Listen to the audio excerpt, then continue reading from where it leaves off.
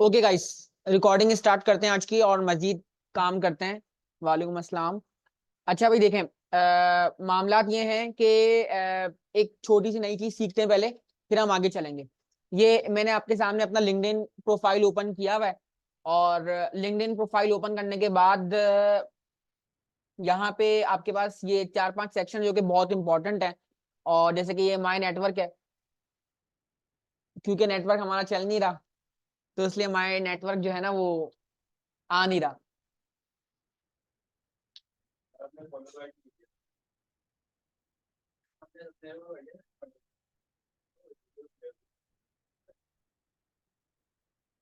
नहीं नहीं, मैं लाजमी, ऐसा नहीं, सी बात नहीं है। अच्छा गाइस, आप लोगों ने करना क्या है, आप लोगों ने अपने मी के प्रोफाइल पे आना है और व्यू प्रोफाइल करना है। गाइस दो बहुत बहुत इंपॉर्टेंट फैक्टर हैं आपके, जो अब मैंने जाने और मुझे पता लगा कि बहुत इंपॉर्टेंट है। वो आपकी जो प्रोफाइल है ना गाइस, उसमें जो सेक्शन बने हुए हैं वो बहुत उनकी एक अपनी इंपॉर्टेंस है और उनका एक अपना मामला है। जैसे कि आपकी जो है ना, ये बैक फोटो आपकी लगी हुई है, प्रोफाइल फोटोज को जिसको बोलते हैं, ये आपकी प्रोफाइल फोटो है। और इसको हम क्या बोलते हैं, फेसबुक की जो बैनर होता है, ठीक है, कवर फोटो जिसको हम बोलते हैं, कवर फोटो है। ठीक है, ये आपका जो है ना हेडिंग सेक्शन है, ठीक है, हेड सेक्शन है। और अगर आप नीचे आओ तो आपको यहाँ पे आपका अबाउट सेक्शन नजर आता है। ऐसा ही ना गाइस, ये आपका अबाउट सेक्शन आपको नजर आता है। ये चीजें ना गाइस बहुत इंपॉर्टेंट फैक्टर रोल अदा करती हैं। आपको क्या करना है, आपको एक प्रोफेशनल फोटो लगानी है और अपना बैनर ऐसा लगाना है कि एक तो मीनिंगफुल हो और आप उस पर चर्चा कर सको। यानी कि अगर आपसे कोई पूछे यार ये क्या है, आपने ये बैनर क्यों लगाया हुआ है, तो आपके पास ना एटलीस्ट नॉलेज हो। अब आपने कुछ भी ना लगाया हुआ हो, अपना नाम लिखा हुआ हो, अपनी स्किल्स और अपनी, अब जैसे मैंने ये लगाया हुआ है ना, तो अगर मुझसे कोई पूछता है कि भाई ये क्या कर रहे हो आप, तो एटलीस्ट मेरे पास एक छोटी सी कहानी है बताने के लिए कि भाई मैं यहाँ पे एक लेक्चर डिलीवर कर रहा हूँ और इस पर्टिकुलर टॉपिक पे लेक्चर डिलीवर कर रहा हूँ। और चलो मेरा मेरा प्रोफेशन है तो मैं उसको मैंने यहाँ पे लगाई हुई है। और मैं ये नहीं कह रहा कि ये बिल्कुल बेस्ट है या मैं इसको 100% स्कोर कर रहा हूँ, लेकिन उनकी नॉलेज के मुताबिक जो मैंने सीखा कि भी आपकी जो प्रोफाइल या कवर फोटो है वो बहुत ज्यादा क्या होनी चाहिए, मीनिंगफुल होनी चाहिए। सही है, तो मैं मुझे लगा हाँ ये मेरे लिए मीनिंगफुल है, मैं लेक्चर डिलीवर कर रहा हूँ, तो मैंने यहाँ पे ये लगा दी। दूसरी चीज होती है गाइस ये हेडिंग। अब गाइस ये मैंने हेडिंग है और मैंने ये हेडिंग लिखी हुई है, इसका एक तरकीब होती है। यानी कि पहले आपको जैसे सॉफ्टवेयर इंजीनियर एसोसिएट प्रोफेसर, और देन आप बताते हो कि आप क्या डिलीवर कर रहे हो, और तीसरे में आप बताते हो आप किस चीज में स्किल्ड हो। तीन चीजें होती हैं, एक आपका ओहदा, यानी कि आप किस ओहदे पे काम कर रहे हो, या फिर आप क्या एजुकेशन है आपकी, आप किस तरह लोगों को जो है ना फायदा पहुंचा सकते हो, और तीसरी चीज क्या होती है कि आप किन पर्टिकुलर स्टेजेस में स्किल्ड हो। अब आपने क्या करना है गाइस, आपने उसको कॉपी कर लेना है, और कॉपी करने के बाद आपने एक वेबसाइट पे आना है, इसका नाम है cultivated, CULTURE culture, cultivated culture पे आ जाना है आपने। आपने कल्टीवेटेड कल्चर पे आने के बाद आपने जो है ना यहाँ पे आ जाए, और यहाँ पे आने के बाद फ्री टूल्स पे क्लिक करना है, और यहाँ पे आपको नजर आएगा हेडलाइन एनालाइजर डॉट आईओ, ऐसा ही है, हेडलाइन एनालाइजर डॉट आईओ। इस पे आने के बाद आपने करना क्या है, आप इस पे आ जाओगे इंशाल्लाह। और हाँ, अब यहाँ पे आके लिखा हुआ है enter your LinkedIn headline here, free LinkedIn headline analyser. यानी कि आपको बताएगा कि आपका जो एनालाइज करके बताएगा कि आपका जो हेडिंग है वो क्या बेस्ट है, इसका स्कोर क्या है, क्या ये प्रोफेशनल हेडलाइन के तौर पे एक्सेप्ट किया जाता है, या इसमें क्या क्या गलतियां आप जो उसको सुधार सकते हो। जैसा वो मैं यहाँ पे आता हूँ, कंट्रोल V करता हूँ और मैं क्लिक टू एनालाइज करता हूँ। पहले आपसे ये लॉगिन और साइन अप कराएगा तो आप इजीली तौर पे कर लेना। तो योर हेडलाइन स्कोर इज 100/100, लेकिन मैं फिर भी चेक करता हूँ कि क्या मामलात हैं। मैंने इस पे लॉगिन कर लिया, AW ऑनर, मैंने लास्ट टाइम इससे लॉगिन किया था तो उसी ईमेल को मैं यहाँ पे रख देता हूँ, बेहतर हो जाएगा।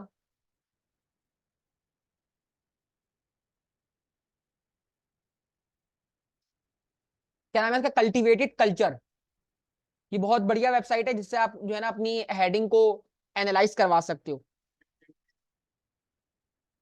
अभी तक लिंक्डइन की, आप इसको चेक करना मजीद। वो तो क्या कहते हैं, वैसे तो स्पेसिफाई इसने किया हुआ लिंक्डइन, तो जाहिर सी बात है लिंक्डइन है, लेकिन आप चेक करना कि अगर इंस्टाग्राम या फिर फेसबुक की, वैसे तो उसको हम इतना कोई अहमियत नहीं दे रहे, इसको कंपेयर करते हुए ऐसी कोई बात नहीं है।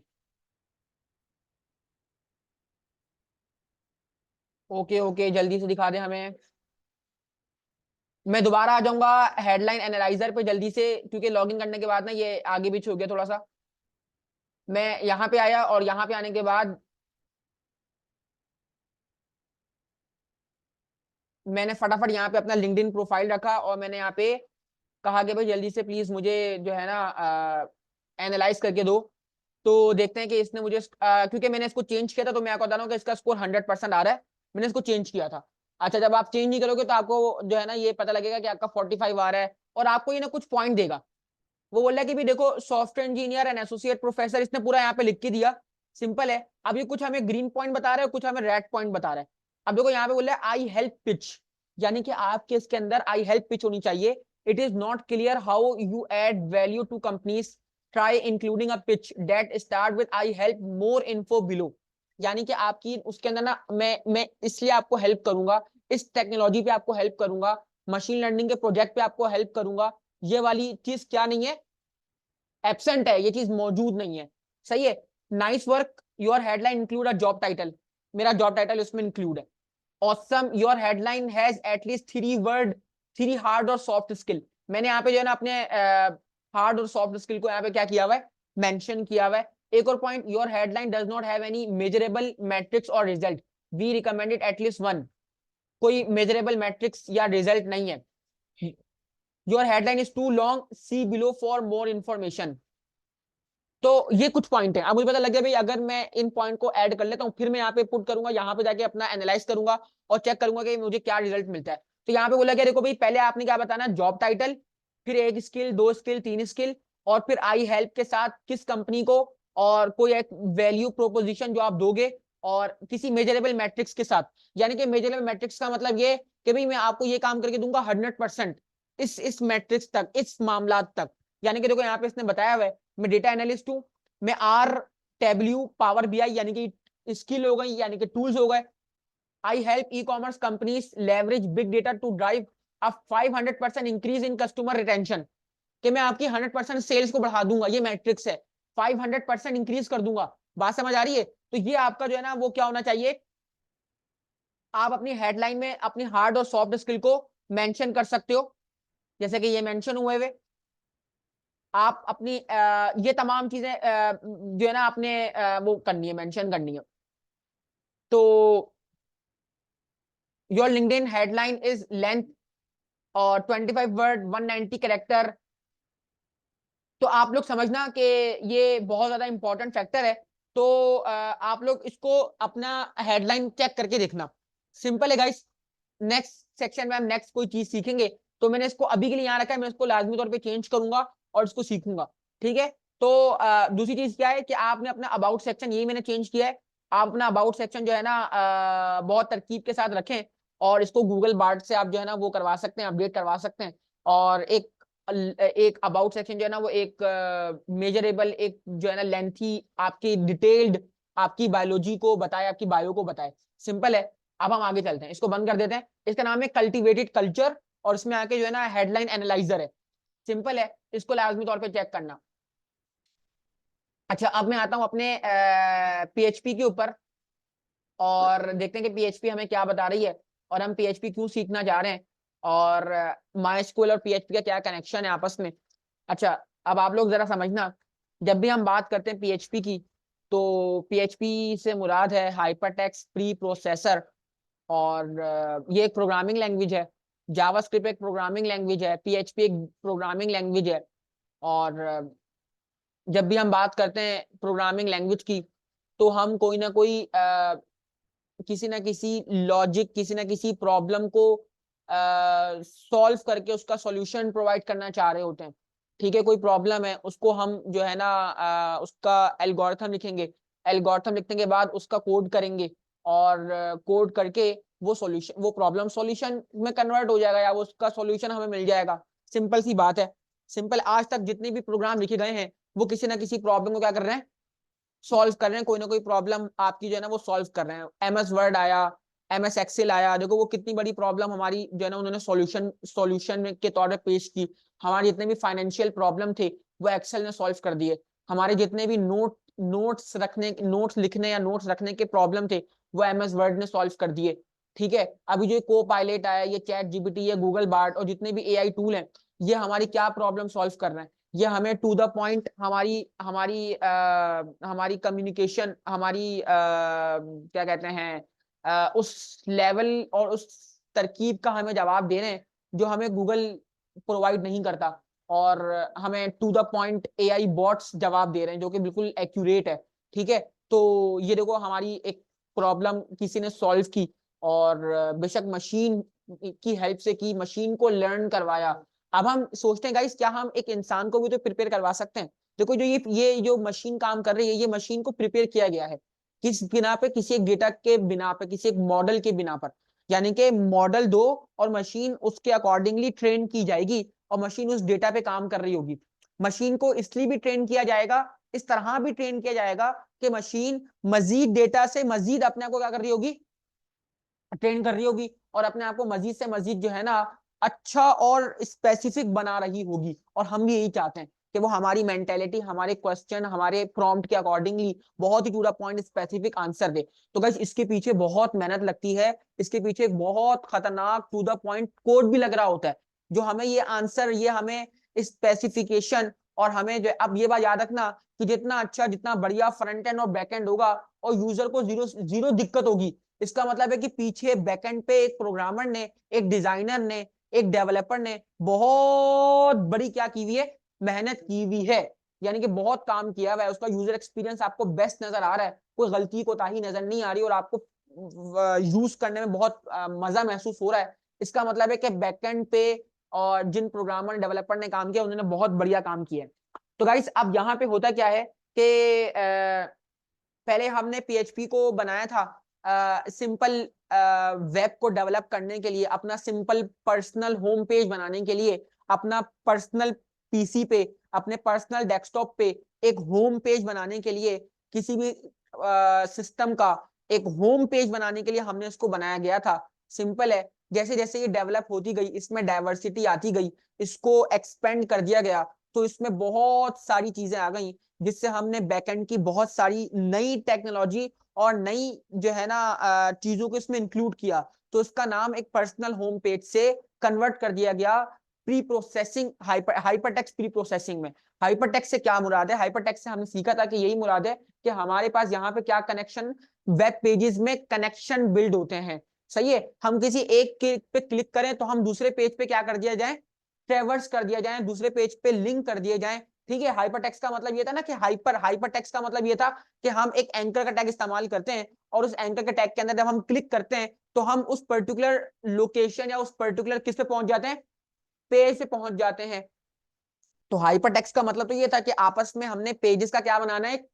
कनेक्शन बनाना है। ठीक है भाई। और प्री प्रोसेसिंग का मतलब ये है कि वो अब जो पेजेस का कनेक्शन बना है वो बहुत ज्यादा प्री प्रोसेस हुआ है, यानी कि उसमें हमने बहुत सारे मामला किए हुए, वो एक सिंपल होम पेज नहीं रहा। अब उसमें वहां पे डेटाबेस की कनेक्टिविटी भी आ गई, वहां पे एपीआई की कनेक्टिविटी भी आ गई, वहां पे जो है ना हमारे पास जो है ना तमाम डेटा के साथ जो इंटरेक्शन हो सकती है एक सिस्टम की, वो तमाम चीजें भी क्या है? इंक्लूड है। और एक फ्रंट एंड यानी कि एक पर्सनल होम पेज भी आपको यहाँ पे मिलेगा। यानी कि अब आप PHP के अंदर जो है ना अपना फ्रंट एंड भी इन्वॉल्व कर सकते हो, यानी कि आप HTML, CSS, JavaScript, bootstrap, jQuery को भी एम्बेड कर सकते हो, और साथ साथ आप लोग अपने MySQL डेटाबेस को भी क्या कर सकते हो? कनेक्ट कर सकते हो। और PHP इन तमाम की रिस्पॉन्सिबिलिटी लेकर आपको एक प्री प्रोसेस करके, यानी कि चीजों को प्री प्रोसेस करके एक क्या बना के देगी? इंटरलिंक्ड सिस्टम बना के देगी, एक इंटरलिंक्ड होम पेज बना के देगी, जिसमें तमाम चीजें क्या होंगी? इंक्लूड होंगी। यानी कि आपको जो है ना बाहर जाने की जरूरत नहीं है, कोई एक्सटर्नल फ्रेमवर्क इस्तेमाल करने की जरूरत नहीं है, किसी एक्सटर्नल फ्रेमवर्क या प्रोग्रामिंग लैंग्वेज की हेल्प लेने की जरूरत नहीं है। ये थोड़ा सा मामला है कि जिसमें हम ये कह सकते हैं कि हाइपर पर्सनल होम पेज से अपडेट किया है, कन्वर्ट नहीं किया, चीजों को अपडेट किया है, कि पर्सनल होम पेज स्पेसिफिक हो रहा था कि हम एक अपना होम पेज बना सकते हैं, इसमें मजीद चीजों को इंक्लूड करके इसको कन्वर्ट किया गया प्री प्रोसेसिंग में। is a language that allow web developer to create dynamic content that interact with databases। बस जब हम डेटाबेस से इंटरेक्ट करेंगे, जब हम डेटाबेस से कम्युनिकेशन करेंगे, बातचीत करेंगे, तो उसमें डायनामिज्म आ जाएगा, वही हमारा डायनामिक कंटेंट होगा। ठीक है भाई, हमारा डेटा जो है वो परसिस्टेंट, यानी कि जो है ना क्या कहते हैं, हमारा जो डेटा है वो मुकम्मल तौर पे परमानेंटली डेटाबेस में सेव हो रहा होगा। PHP is basically use for developing web based software application, और हम इसको web browser based software application को बनाने में यूज कर रहे होते हैं। PHP is well situated for web development, therefore it is used for to develop web application, an application that executed on the server and generate the dynamic pages। तो हमारा जो डेटा है वो सर्वर पे जो है ना सर्वर से कनेक्ट होगा। हम इसमें यहाँ पे मेजरली अपाची सर्वर यानी कि जैम का इस्तेमाल करते हैं, और सर्वर से कनेक्ट होने के बाद अपने PHP का कंटेंट लिख रहे होते हैं। हम फौरन प्रैक्टिकल की तरफ जाएंगे। मैं को क्या बताना चाह रहा था, जैम के अलावा हमारे पास WAMP वैम सर्वर है, जैम सर्वर है। इसके अलावा अगर हम किसी कंपनी में जाते हैं तो हम वहां पे उसका सर्वर भी इस्तेमाल कर सकते हैं। उन्होंने आप सर्वर परचेस कर लो, और सर्वर परचेस करने के बाद, क्योंकि ये सर्वर साइड लैंग्वेज है PHP एक, तो वो एक सर्वर की डिमांड करती है, एक सर्वर की रिक्वायरमेंट है। सर्वर कनेक्ट हो जाएगा तो आप PHP को उस एनवायरमेंट में क्या कर सकते हो, यूज कर सकते हो। सिंपल है। अच्छा, तो मैं आपको ये बताना चाह रहा था कि हम जो है ना PHP की गाइस बहुत डिमांड है। आप लोग ये सोचो गाइस कि अभी हमारे पास लोग कह रहे हैं कि भाई आप Node.js पे आ जाओ बैकएंड के लिए, या हमारे पास और जो बहुत सारे फ्रेमवर्क्स हैं उनकी जानिब आ जाओ।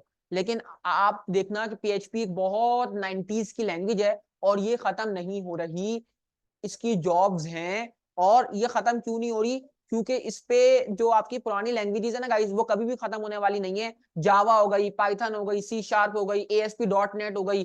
ठीक है, आपको ही क्यों सिखाई जा रही है, और कुछ लोग बोल रहे हैं, आप लोग नहीं, मैं एक बात कर रहा हूँ अमूमन आम लोग, कि सर यहाँ पे क्यों हम अभी जो नई टेक्नोलॉजी मार्केट में फुदक रही हैं, इनको अडॉप्ट करें, इनको यूज करें। ठीक है, जो नए सॉफ्टवेयर हाउसेज हैं, जो हमारी, वो क्या कहते हैं, वो कहते हैं कि भाई सर हम जो है ना मतलब सर नहीं बोल रहे, वो नई टेक्नोलॉजी को अडॉप्ट कर रहे हैं और उस पर काम कर रहे हैं। नई टेक्नोलॉजी है, नए मामलात हैं, नई चीजों को, पुरानी प्रॉब्लम को, पुरानी टेक्निक्स को भुला के नई टेक्नोलॉजी, हल्का फ्रेमवर्क, ठीक है, स्टोरेज हल्का, बेशुमार नई चीजें हैं। यानी कि कोई नई टेक्नोलॉजी आ रही है ना गाइस, तो उसके नए मामलात हैं। लेकिन आप लोग देखो कि आप लोगों ने एक बात नोट की, जैसे चाइना है, चाइना जापान है, या हम लोग ही हैं, कोई भी जो चीजों को डेवलप कर रहे हैं, वो जो भी नई चीजें लेके आते हैं ना, बेशक उनमें एक बहुत बढ़िया क्वालिटी होती है। क्वालिटी की बात नहीं कर रहा मैं, क्या कहते हैं, हाँ स्पेसिफिकेशन, कोई बढ़िया स्पेसिफिकेशन होती है, लेकिन ना वो उस जो जो डीप चलती हुई आ रही है ना, जो चीजें हैं, जो मशीन चलती हुई आ रही हैं, जो पुराने जमाने से एक रोल अदा कर रही है। अब मैं आपको बताऊं बहुत ही बेहतरीन बात, कि भाई हमारे घर में जो है ना, हमारी जो मशीन है, वो मम्मा मुझे बता रही थी कि जो मशीन हमारे, वो लोहे की मशीन है, अभी तक चल रही है, और उसके बाद हमारे पास और मशीन भी आई। तो वो जो मशीन आई वो अभी तक चल रही है। वो कह रही है कि जो अब्दुल वहाब तुम जो होगे ना, ये शायद 2 साल के हो गए या 3 साल के हो गए जब हमने खरीदी थी वो मशीन ना। तो पता नहीं क्या नाम है उस मशीन का, मतलब वॉशिंग मशीन की बात कर रहा हूँ मैं। तो वो अभी तक चल रही है भाई, मैं तो हैरान होता हूँ। उसके बाद हमारी जो है ना घर में चाचू वगैरह की शादियां हुई, तो उनकी भी मशीन वगैरह आई। वो नॉर्मल मशीन थी जो होती हैं, वो खत्म हो गई, खत्म मतलब उनका वजूद ही खत्म हो गया हमारी दुनिया से, उन नई मशीनों का। लेकिन ये मशीन अभी तक चल रही है। अब हम भाई उसका जो पुर्जे हैं, उसके जो मामलात हैं भाई, वो बड़े बेहतरीन बनाए गए। ठीक है, वो चल रही हैं, तो वो सिस्टम भी चल रहे हैं जो इन पुरानी टेक्नोलॉजी पे बनाए गए थे। जो नई टेक्नोलॉजी में बनाए जा रहे हैं उनमें नए फीचर्स हैं, नई मामलात हैं।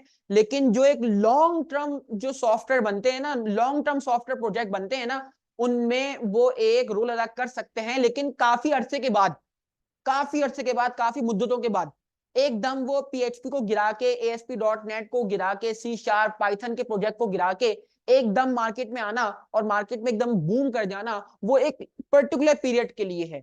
याद रखना, आप लोग मोहम्मद रफी के गाने सुनो, ठीक है, और मोहम्मद रफी के अलावा आप लोग जो है ना,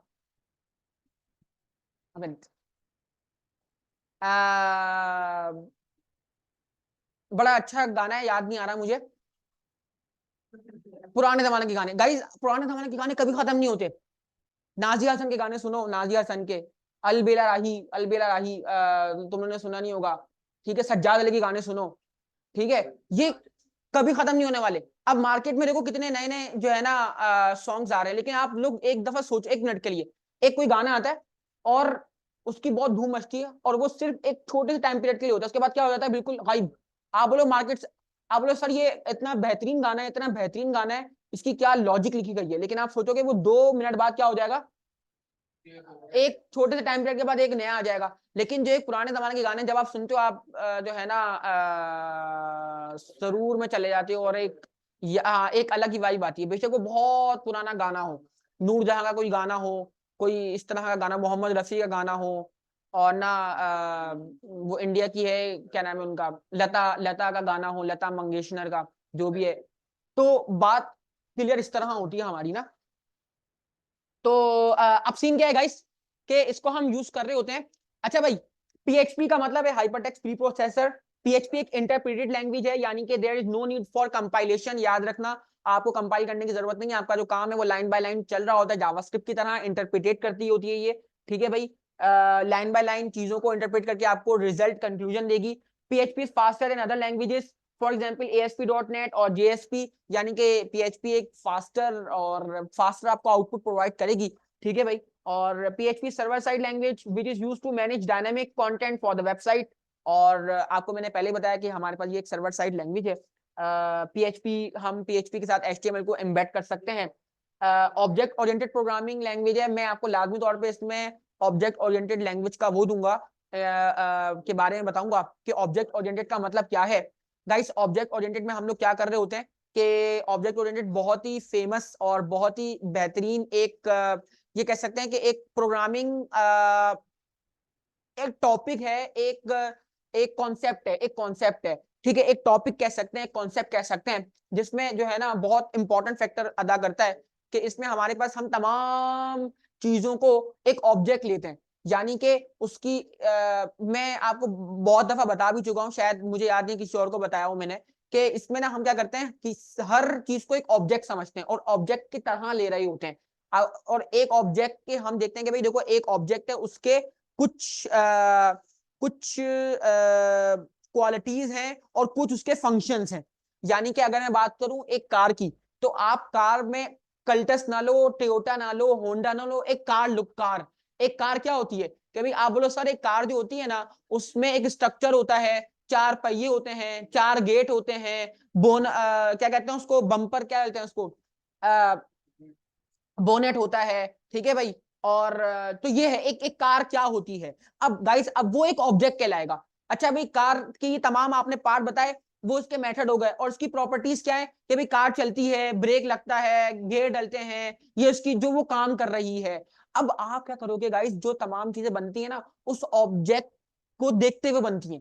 अब कल्टस बनी, कल्टस सुजुकी की है, कल्टस सुजुकी की है, मेहरान सुजुकी की है, ये टोयोटा की है फलाना, डाट्सू की है ये, सही है। तो ये तमाम जो बन रहे हैं ना वो एक मॉडल या एक ऑब्जेक्ट को देखते हुए बन रहे हैं, तो वो उस ऑब्जेक्ट की मल्टीपल क्लासेस हो गई।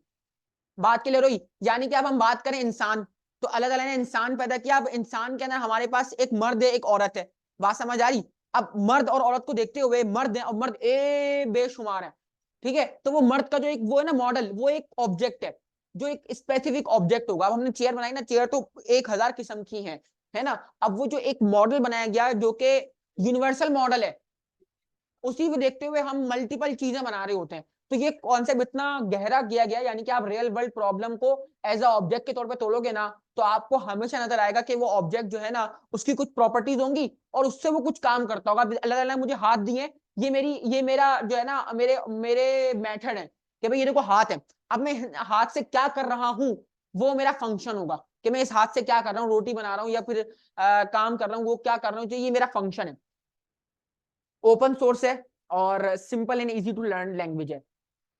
पीएचपी को जो है ना हम वेरियस प्लेटफॉर्म पे रन कर सकते हैं, विंडोज पे, लिनक्स पे, यूनिक्स पे, मैक ऑपरेटिंग सिस्टम पे। PHP is a compatible with almost all server side languages. ठीक है भाई, तमाम सर्वर, जितने भी सर्वर होंगे गाइस, आप सर्वर परचेस कर लो या कोई सा भी सर्वर हो, ये उसके साथ, ये हम जो जैम इस्तेमाल कर रहे हैं, ये हमें फ्री ऑफ कॉस्ट, ये हमें एज अ प्रैक्टिस के लिए दिया गया है। ठीक है, जरूरी नहीं हम हमेशा ये इस्तेमाल करें, हम किसी कोई और सर्वर भी अडॉप्ट कर सकते हैं। तमाम डेटाबेसिस, हाँ नहीं वो लोकल होस्ट नहीं, उसका जो है ना वो चेंज हो जाएगा।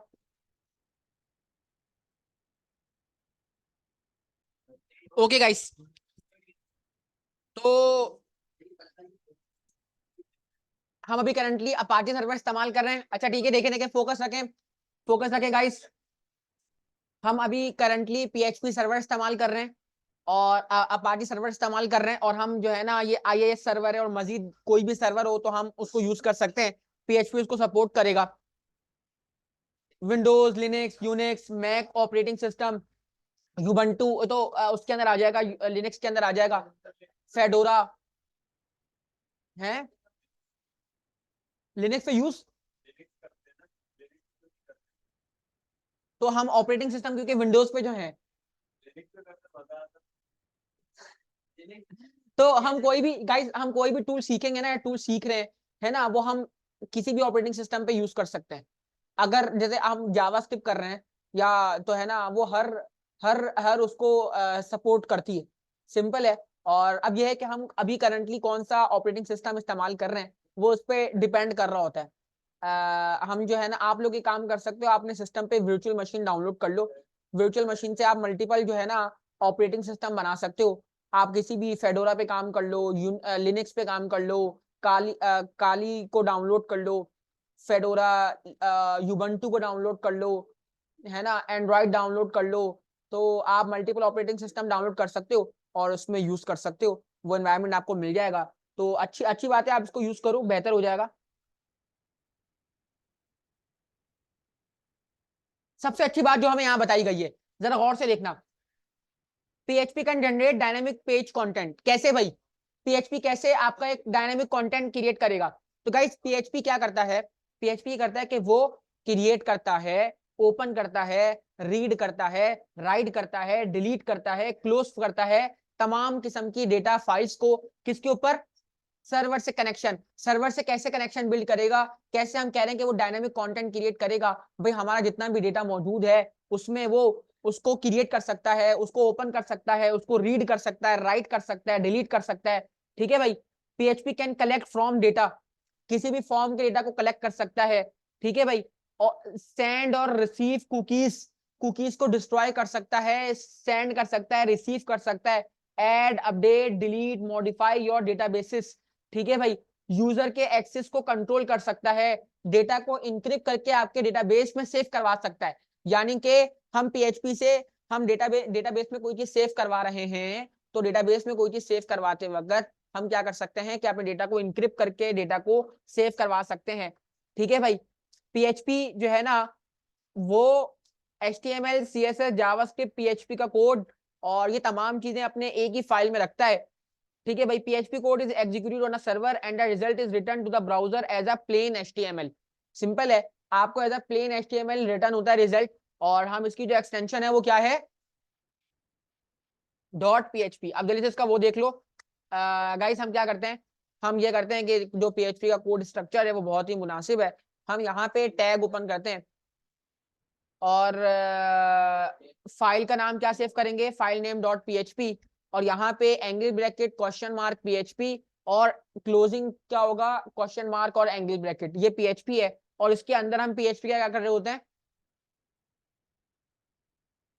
हम क्या करते हैं गाइस, हम HTML के अंदर आते हैं, हेड लिखते हैं, बॉडी लिखते हैं, और बॉडी के अंदर PHP को यूज कर सकते हैं। सबसे अच्छी बात यही है कि हम अपने फ्रंट एंड पे PHP को इजीली तौर पे इस्तेमाल कर सकते हैं।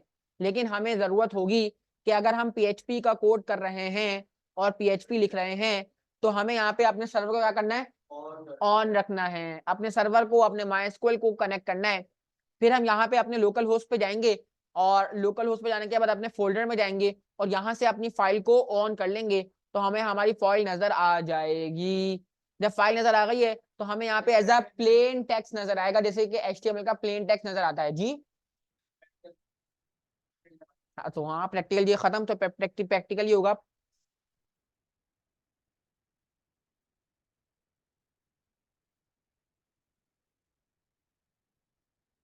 चलो,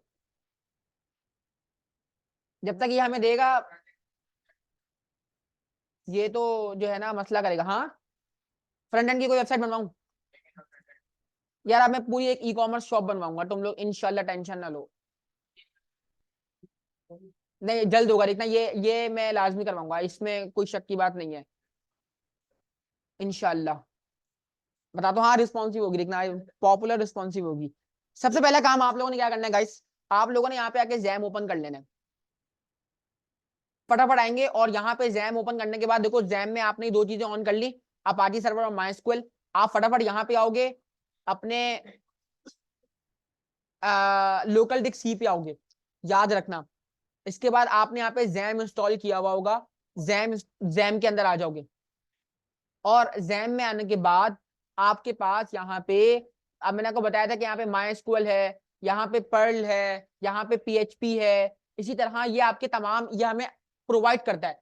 ठीक है, तो ये हमें प्रोवाइड क्या कर रहा है कि आपको एक एनवायरनमेंट चाहिए, ठीक है, पीएचपी की यूज करने के लिए आपको एक एनवायरनमेंट चाहिए, और आपको वो एनवायरनमेंट जो है वो दे रहा है htdocs की हेल्प से। यहाँ पे आपको एक फोल्डर नजर आना चाहिए जो कि htdocs होगा, और htdocs के अंदर आके आप अपना फोल्डर बनाओगे।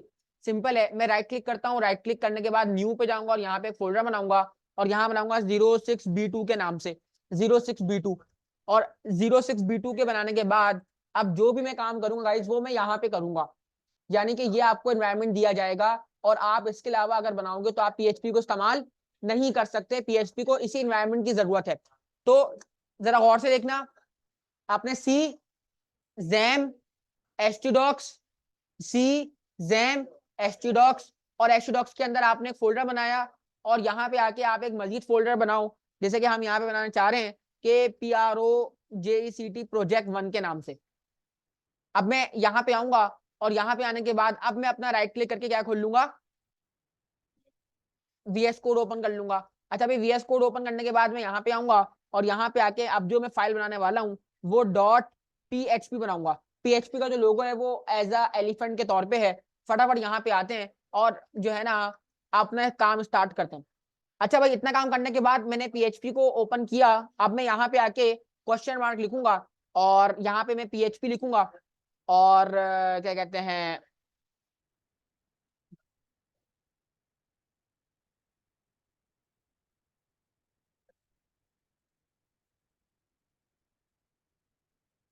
पहले मैं आपको ये बताता हूँ।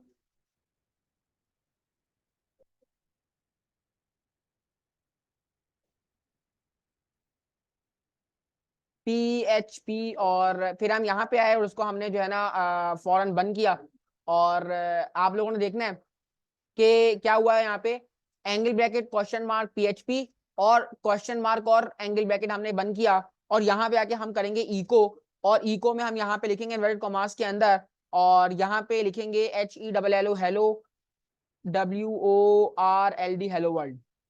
ठीक है भाई,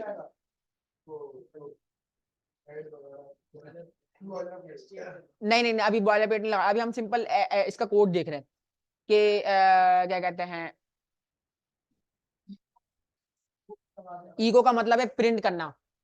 हाँ, ईगो का मतलब है प्रिंट करना, और ये प्रिंट हो जाएगा, जैसे कि हम लगाते थे डॉक्यूमेंट डॉट राइट अलर्ट, या डिफरेंट चीजें जिससे हम अपना आउटपुट देखना चाह रहे थे। तो अगर हम आउटपुट देखना चाहते हैं PHP के अंदर, तो हम क्या इस्तेमाल करते हैं, ईगो इस्तेमाल करते हैं। मैं आपको सिखाऊंगा, समझाऊंगा बिल्कुल।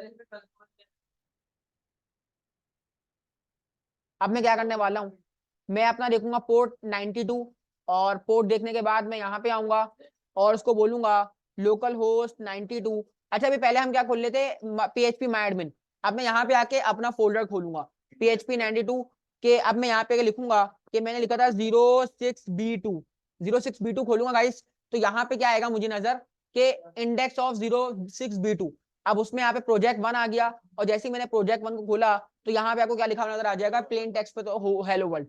अगर मैं यहाँ पे आके डायरेक्ट लिखता हूँ 06B2, तो मेरे पास यहाँ पे तमाम इंडेक्सेस आ जाएंगे जो कि वहां पे बने हुए हैं उस फोल्डर में। तो देखो आपका जो लोकल होस्ट है ना गाइस, लोकल होस्ट 92 डायरेक्ट उस फोल्डर को टारगेट कर रहा है, htdocs को। जब भी आपको सर्वर आपको आप जब भी किसी भी सर्वर पे काम करोगे तो वो आपको एक एनवायरनमेंट प्रोवाइड करेगा, उसी एनवायरनमेंट जाके आपने अपना काम सारा करना है, और ये इसी को टारगेट कर रहा है। देखो जीरो, ये स्टार्ट हुआ यहाँ से और एंड कहाँ हो रहा है, पता नहीं किन पे, किन फोल्डर्स पे कंप्लीट हो रहा है। तो आपको देखो यहाँ से स्टार्ट हुआ और ये नीचे आओगे नीचे आओगे नीचे आओगे नीचे आओगे तो ये यहाँ पे खत्म हो रहा है, ये इसी फोल्डर को टारगेट कर रहा है। अब जैसे जैसे वो मैंने यहाँ पे जो है ना किसी ने बनाया हुआ है, ये बनाया हुआ किसी ने, तो अगर मैं देखूं इसका प्रोजेक्ट, और तो यहाँ पे देखो ये कनेक्शन बिल्ड हुआ हुआ है और उसने जो भी ये काम किया हुआ है, ठीक है। अगर हम पीछे चलें और यहाँ पे डायरेक्ट आपने अपने फोल्डर का नाम भी रख सकते हो, तो स्लैश करके आप 06B2 लिखो और आप अपने प्रोजेक्ट 1 पे क्लिक करो और आपका हेलो वर्ल्ड, अच्छा जो हम जो इंडेक्स बनाते हैं index.php वो डायरेक्ट ओपन हो जाता है। अगर हम index.php बनाते हैं तो वो डायरेक्ट ओपन हो जाएगा, वो खुद ही उसको रेफर करेगा।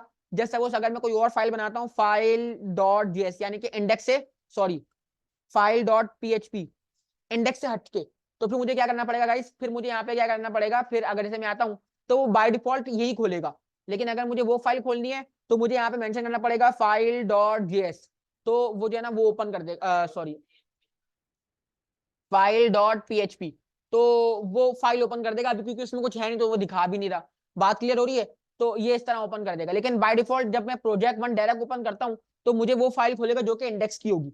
अब हम आगे चलेंगे, अब आगे चल के हम यहाँ पे क्या काम कर सकते हैं वो हम चेक करते हैं कि इसमें जो है ना हमने वेरिएबल कैसे बनाने हैं या कोई मामला कैसे तय करने हैं, ठीक है। तो एक एक करके इनको हम देखते हैं, ठीक है। और एक 5 मिनट लो आप लोग और एक दफा हल्का सा रिपीट करो और पहला कोड लिखो, फिर हम फौरन आगे चलते हैं। अच्छा भाई देखें, यहाँ पे हम आ गए index.php पे। अब जरा गौर से देखिएगा अपनी अपनी स्क्रीन पे, हमारे पास ये index.php खुला हुआ है और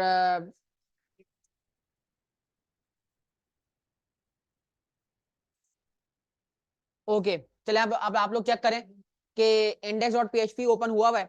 अब मैं यहाँ पे आके अपना php लिखूंगा, मतलब angle bracket question mark php, और ये नीचे आके एंगल क्वेश्चन मार्क और एंगल ब्रैकेट्स को क्लोज कर दूंगा। अब यहाँ पे मैंने php लिख ली है। अब देखो यहाँ पे जब मैं आऊंगा तो अब मैं कुछ छोटा सा हम कोई काम करते हैं, छोटी सी कोई चीज बना के चेक करते हैं अपने प्रीवियस नॉलेज से, ठीक है, जो हमने काम किया होगा कभी ना कभी। जब भी यहाँ पे मैं एक वेरिएबल डिक्लेयर करना चाहता हूँ तो नहीं, डॉक टाइप में नहीं आएगा, डायरेक्ट php अभी हम यूज कर रहे हैं। हम html कर सकते हैं, html के साथ php को इस्तेमाल करेंगे, लेकिन अभी हम डायरेक्ट करते हैं कुछ। अच्छा क्या कहते हैं, हम यहाँ पे क्या करेंगे गाइस, अभी हम ये करेंगे कि आप लोगों ने देखा कि अगर मैं इको कराता हूँ तो इको का मतलब है प्रिंट करवाना, ठीक है। और प्रिंट करवाने का मतलब ये होगा कि यहाँ पे मैं आके मैंने टैब दबाया और इन्वर्टेड कॉमास लिखा, तो यहाँ पे मैं जो भी कंट्रोल एस करूंगा और अपने फटाफट सर्वर पे आके चेक करूंगा, तो यहाँ पे जहां मेरा सर्वर खुला हुआ होगा यहाँ पे मुझे वो आउटपुट नजर आ जाएगा। सिंपल है। तो अच्छा अब मुझे यहाँ पे क्या करना है गाइस, मुझे यहाँ पे देखना है कि अगर हमें सबसे पॉपुलर टेक्निक के मुझे अगर कोई वेरिएबल सेव करवाना है तो मुझे यहाँ पे वेरिएबल को सेव कराने के लिए डॉलर का इस्तेमाल करना है। और डॉलर का मतलब ये है कि मैं एक डिक्लेरेशन करवा रहा हूँ, जैसे कि हम चेक करते थे कि हम जब हम करते थे वॉर करते थे, या हम इस्तेमाल करते थे लेट, या हम इस्तेमाल करते थे const कॉन्स्ट, सिंपल है। तो हम ये इस्तेमाल करते थे वेरिएबल को डिक्लेयर करने के लिए। मैं कंट्रोल और क्वेश्चन मार्क दबाऊंगा तो यहाँ पे जो है ना हमारे पास कमेंट हो जाएगा टू डिक्लेयर VARIABLE वेरिएबल। हम यहाँ पे डॉलर इस्तेमाल करते हैं और डॉलर के साथ ए इस्तेमाल करते हैं, ठीक है भाई। मैंने यहाँ बोला कि मेरा पे $A है और इसको मैं जो है ना इसमें यहाँ पे सेव कराना चाहता हूँ अपना या किसी का नाम अली KHN खान, और अब मैं यहाँ पे आके इसको यूज करना चाहता हूँ कि आई एम अली खान, ठीक है भाई। तो अच्छा एक और चीज गाइस, ये बहुत इंपॉर्टेंट है, जो हम जावास्क्रिप्ट में छोड़ देते थे वो यहाँ में नहीं छोड़ सकते, कि अगर यहाँ पे आप क्या नहीं लगाओगे, टर्मिनेटर नहीं लगाओगे तो आपका एरर आएगा। अगर मैं यहाँ पे आके टर्मिनेटर लगाता हूँ कंट्रोल एस करता हूँ तो अगर मैं यहाँ पे आके चेक करूंगा तो यहाँ पे आके मुझे एक एरर मिलने वाला है, और PHP आपको बहुत ही बेइंतहा एरर दिखाता है, ठीक है भाई। लिखा हुआ है unexpected syntax error unexpected token echo, और ऑन लाइन नंबर 4। तो हम लाइन नंबर 4 पे आएंगे तो हमें यहाँ पे ये इसको अंडरस्टैंड नहीं करेगा क्योंकि यहाँ पे टर्मिनेटर लगना जरूरी है। अब यहाँ मैंने बोला भाई मुझे यहाँ पे $A लिखना है। अच्छा भाई आई एम $A, तो $A डॉलर डॉलर का मतलब क्या है कि आप कोई वेरिएबल डिक्लेयर करना चाहते हो तो डॉलर से करवाओगे, ना इको है, ना लेट है, ना वार है, ना कॉन्स्ट है, ठीक है। यहाँ पे है डॉलर, डॉलर से वेरिएबल डिक्लेयर होगा।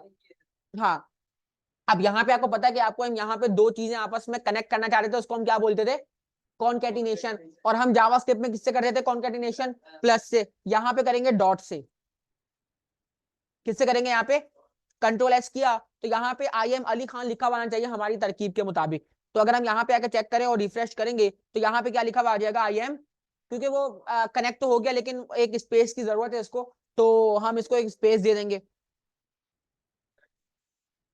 ठीक है। अलर्ट वगैरह का क्या सीन है गाइस, आप जो काम करना चाहते हो ना वो आराम से कर सकते हो। आप किसी को हेडिंग के तौर पे इस्तेमाल करना चाहते हो, किसी को जो है ना अलर्ट करवाना चाहते हो तो जावास्क्रिप्ट इसके अंदर इंक्लूड है। जेक्यूरी का कोई काम कराना चाहते हो, जेक्यूरी इसके अंदर है, ठीक है। आप पूरा एचटीएमएल का काम करो, बीच में कहीं पीएचपी करवानी है तो डायरेक्ट आप पीएचपी उस हेडिंग के अंदर, उस अलर्ट के अंदर भी पीएचपी करवा सकते हो, मतलब कोई दिक्कत ही नहीं है। यानी कि जब भी तो आपको इसको बोला गया कि इसको आप प्री प्रोसेस का नाम इसलिए दिया गया है कि उसमें इतनी ज्यादा फंक्शनैलिटी इन्होंने एक ही फाइल के अंदर आप इतनी सारी फंक्शनैलिटी ऐड कर सकते हो, यानी कि रिस्ट्रिक्शन नहीं है। डॉट जीएस का मतलब है कि जीएस का कोड होगा, डॉट एचटीएमएल का मतलब है कि उसमें आपने अगर आपने जीएस इंक्लूड करनी है तो आपको एक टैग की हेल्प लेनी पड़ेगी, यानी कि यहाँ भी ये है। लेकिन अब पीएचपी के अंदर तमाम मवाद एक साथ एक ही फाइल के अंदर क्या हो जाएगा, आप लिख सकते हो। तो अलर्ट करवाना, ये करवाना, जावास्क्रिप्ट के जो पैरामीटर है आप इस्तेमाल करोगे उसमें पीएचपी इन्वॉल्व हो जाएगा। अच्छा, अब यहाँ पे मैंने किया, मैंने यहाँ पे आके अली खान लिख दिया, ये तो मैंने कॉन्केटिनेशन करवा दी। अब मैं यहाँ पे क्या करता हूँ, यहाँ पे एक छोटा सा काम करते हैं जो आप लोगों ने कभी ना कभी किया हुआ होगा। मैंने क्या किया, पहले सोचने दो हमने क्या करना है। हाँ, मैंने अभी यहाँ पे लिया डॉलर, और यहाँ पे मैंने लिया यहाँ पे NUM नंबर, और नंबर के अंदर आके मैंने यहाँ पे एक नंबर सेव करा दिया 12, ठीक है। और इसको सेव कराने के बाद यहाँ पे मैं आता हूँ और यहाँ मैं आपके सामने आपको लूप बताता हूँ गाइस। मैंने यहाँ पे लूप लगाया। अच्छा, ये जो ये आपके सामने ये आ रहा है ना, ये खुद जो दे रहा है, यहाँ पे ना पीएचपी की एक एक्सटेंशन डाउनलोड हुई हुई है, और वो आप एक्सटेंशन डाउनलोड कर लोगे तो आपको ये खुद ब खुद क्या देगा, इंटेलिजेंस प्रोवाइड करेगा। अच्छा, ये मैं आपको रिकमेंड नहीं करता, या मैं अपने आप को रिकमेंड नहीं करता, ये सही यूज करना नहीं है, और एज ए स्टूडेंट के लिए तो ये बहुत ज्यादा इस्तेमाल करने की जरूरत नहीं है। पीएचपी पीएचपी की बहुत सारी हमारे पास मौजूद है, और क्या कहते हैं एक्सटेंशन, पता नहीं इसका नाम है पीएचपी इंटेलिजेंस, पता नहीं क्या नाम है इसका। हम वो देख लेते हैं ना जो इंस्टॉल्ड में है, PHP profiler all in one PHP IntelliSense, हाँ ये आ गया ना इंटेलिसेंस। तो गाइस मुझे लगता नहीं कि हमें ये इसका इस्तेमाल करना चाहिए, और मैं इसको क्या कर देता हूँ, डिसेबल कर देता हूँ, ठीक है, अनइंस्टॉल कर देता हूँ। अच्छा, इससे हमें जो है ना शायद कोई और पीएचपी की इंटेलिजेंस, हाँ आएगा, पीएचपी की इंटेलिजेंस है एक और दो तीन हुई भी है। तो यहाँ पे आके अब मैं क्या करूंगा गाइस, यहाँ पे हम जब एक लूप चलाते थे तो मैंने आपको बताया था कि लूप चलाने में हमारे पास तीन चीजें होती हैं, एक इनिशियलाइजेशन होती है, एक कंडीशन होती है, और एक क्या होता है, इंक्रीमेंट होता है। तो हम यहाँ पे आके $i के साथ इसको डिक्लेयर करते हैं, और इसको हम किससे इनिशियलाइज करेंगे, 0 से। अच्छा भाई, ये मेरा देखो वेरिएबल था तो मैंने डॉलर लगा दिया, $i को मैंने कहा कहाँ तक रोकना है भाई, इसको मुझे जो है ना 10 तक रोकना है, ठीक है भाई, इसको मुझे 10 तक रोकना है। देखो उसने मुझे आगे खुद दे दिया $i प्लस प्लस, इसका मतलब है तीसरा पार्ट मेरा क्या था, इंक्रीमेंट का। तो मैं टैब दबा दूंगा तो यहाँ पे ये जो है ना इंक्रीमेंट हो जाएगा, और जब मैं फिर टैब दबा दूंगा तो यहाँ पे एक कर्ली ब्रैकेट आ जाएगा। और तो अच्छा, अब यहाँ पे मैं क्या करना चाहता हूँ, यहाँ पे मैं भाई एक काम करवाना चाहता हूँ। मैंने कहा भाई देखो, यहाँ पे $ans में आंसर में आप इक्वल करवाओ, और इक्वल करवाने के बाद आपने एक टेबल प्रिंट करवाना है 12 का। तो टेबल प्रिंट करवाने के लिए आपको जो लिखना पड़ता है आप वो लिखोगे। जब मैं आपको बता रहा हूँ कि जावास्क्रिप्ट और पीएचपी में कोई इतना खास डिफरेंस, जो काम आप वहां करते थे वही वाला कोड आप यहाँ चलाओगे, तो दोनों में डिफरेंस नहीं है इतना कोई खास। अच्छा, ठीक है। तो अब यहाँ पे हम क्या करेंगे गाइस, हम यहाँ पे आएंगे और अब लिखना शुरू करेंगे। मुझे क्या लिखवाना है, 12 का टेबल, यानी कि मुझे जो 12 वो किस में आ रहा है, नंबर में। तो जो सीक्वेंस है वो हम रख लेते हैं यहाँ पे 1 मिनट के लिए। मैं यहाँ पे डबल स्लैश लगा के यहाँ पे लिख लेता हूँ, ऐसे आएगा 2 × 2 1 इक्वल टू 2, ये मेरा सीक्वेंस है, यानी कि ये वो नंबर है, ये वो लूप है, और ये वो नंबर है मल्टीप्लाई होके। जरा गौर से देखना मैं क्या करना चाहता हूं। तो मैं यहाँ पे लिखूंगा डॉलर नंबर, ठीक है। फिर मैंने यहाँ पे डॉट लगाया, मैंने इन्वर्टेड कॉमास के अंदर यहाँ पे एक्स लगाया, एक्स छोटा लगाता हूँ, फिर देखते रहना 2 1। अब मुझे 1 चाहिए, 1 का मतलब है कि यहाँ मुझे चाहिए डॉलर आई, खुद ही दे रहा है वो डॉलर आई। मेरे को पता है क्यों, क्योंकि डॉलर आई 0 से लेके कहां तक चल रहा है, तो 0 आएगा, फिर 1 आएगा, फिर 2 आएगा, फिर 3 आएगा। तो मैंने यहाँ पे डॉलर और आई लिख दिया, ठीक है भाई। फिर मैं डॉट लगाऊंगा, यानी कि ये देखो ये हो गया, ये भी हो गया, ये भी हो गया। अब मैंने क्या लगाना है, इक्वल। तो मैं यहाँ पे आके क्या लगाऊंगा, और मैंने हर दफा एक स्पेस भी देता रहता हूँ। फिर मैं डॉट लगाऊंगा, और डॉट लगाने के बाद अब मुझे यहाँ पे चाहिए मल्टीप्लीकेशन, यानी कि 2 1 से क्या हुआ, फिर 2 2 से मल्टीप्लाई होकर 4 देगा आपको। तो आपने कुछ नहीं करना, आपका जो नंबर है उसको लूप वाली वेरिएबल से क्या कर दो, मल्टीप्लाई कर दो, यानी कि डॉलर नम मल्टीप्लाई हो जाए डॉलर आई से, क्योंकि आई में एक वेरिएबल आता रहेगा, एक नंबर आता रहेगा, और नंबर हमारा नंबर है। इतना करने के बाद मैंने इन्वर्टेड कॉमास लगाया, लेकिन इसको मैं प्रिंट क्या कराना, उसको तो मैं प्रिंट ही नहीं करवा रहा। तो मैंने बोला भाई ये काम करते हैं, लूप से बाहर निकल के इको करा दो, इको करा दो डॉलर आंसर को। लेकिन एक मसला है गाइस, इसका तो स्कोप डिफाइन नहीं है, मैंने तो उसको एक ब्लॉक ब्लॉक स्कोप कर दिया है ना। तो फिर मैं क्या करूंगा, मैं एक काम करता हूं, मैं यहाँ पे आके डॉलर, पहले एक काम करते हैं, पहले देखे तो आउटपुट क्या आ रहा है, पहले से हम खुद ना खुद सोच लें। 12 नहीं, मैं 108 दे सही रहा, दे सही रहा है। अच्छा गाइस, एक एक अच्छा देखा, हमें चीज समझ में आएंगी। अच्छा पहली बात तो यहाँ मैंने इसको 11 तक चलाना है, एक मुझे चीज समझ में आई। स्मॉलर का मतलब क्या है, 11 से छोटा, यानी कि कहां तक चलेगा, 10 तक चलेगा। तो चलो 12 10 120 तो आ गया। अच्छा अब आपको पता है, जब हम इक्वल करते थे, आप लोग खुद सोचना कि जब हम चाह रहे हैं कि हम लूप चला रहे हैं और ये वेरिएबल जो है बार बार आएगा, ठीक है, तो इस आंसर नामी वेरिएबल में बार बार क्या होना चाहिए, ये अपडेट होना चाहिए, इंसर्ट होना चाहिए।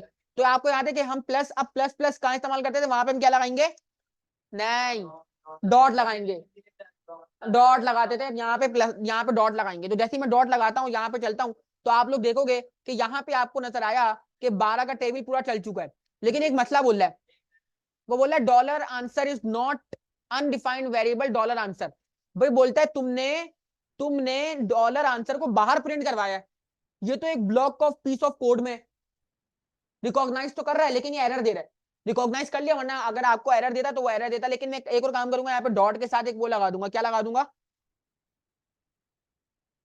अब मैं यहाँ पे कुछ नहीं करूंगा, मैं बोलूंगा भाई चलो ठीक है, तुम परेशान ना हो, मैं ना डॉलर आंसर को ओवरऑल एक नल वेरिएबल डिफाइन कर देता हूं, ताकि तुम्हें मुश्किल ना हो। भाई वेरिएबल जो है ना नल है, मतलब मैंने ब्लॉक ऑफ स्कोप से ऊपर क्या कर दिया, डिफाइन कर दिया डॉलर आंसर। अब एटलीस्ट ये आंसर हमें रिटर्न करेगा, और हम जब देखेंगे तो आपको नजर आएगा कि यहाँ पे आपका पूरा टेबल क्या हो जाएगा। लेकिन ये 0 भी दिखा रहा है,